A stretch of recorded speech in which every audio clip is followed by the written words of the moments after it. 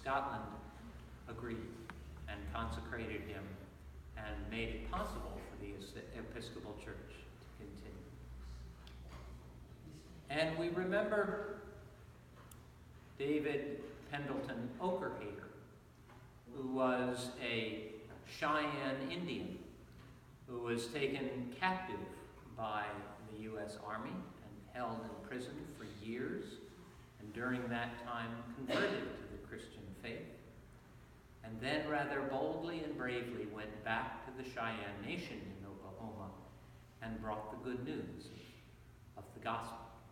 Imagine how complicated that was for him as a Cheyenne Indian and now a herald of the faith of the oppressor. And we remember Martin Luther King and Jonathan Daniels and all of those who fought and died on behalf of civil rights in our country. That vision which embodied so much of the gospel standards. We remember all those people because that's what we're able to be. Because they are the ones who are no better than us, but who responded to the hope and possibility in their own hearts.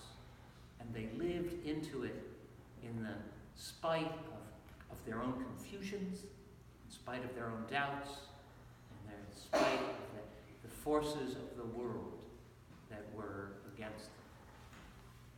Today's gospel story is what we know as the Sermon on the Plain.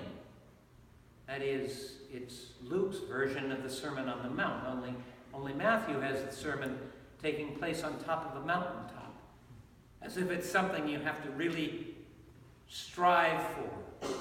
Blessed are the poor in heart, says Jesus in Matthew. It's the kind of thing you have to strive for. In Luke's version, it takes place after Jesus comes down the mountain. And he says, not blessed are the poor in heart, but blessed are the poor. Blessed are the hungry. Blessed are those who are persecuted. For Luke's version of Jesus,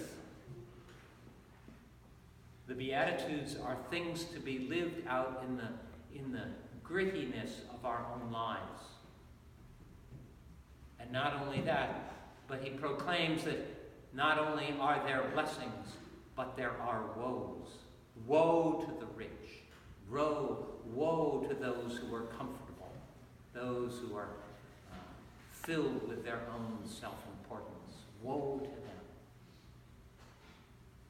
The important thing about Luke's Beatitudes is that there are blessings and there are woes.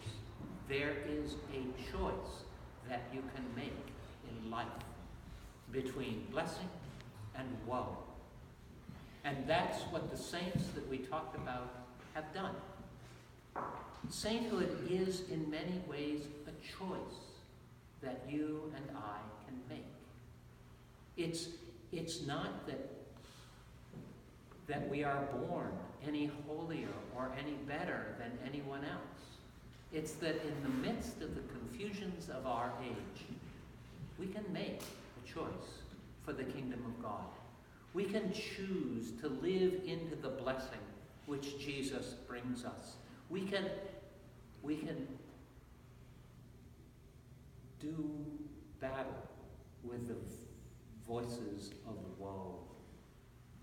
We can do that, you and I. All Saints' Day is about those people who for 2,000 years have brought us this faith.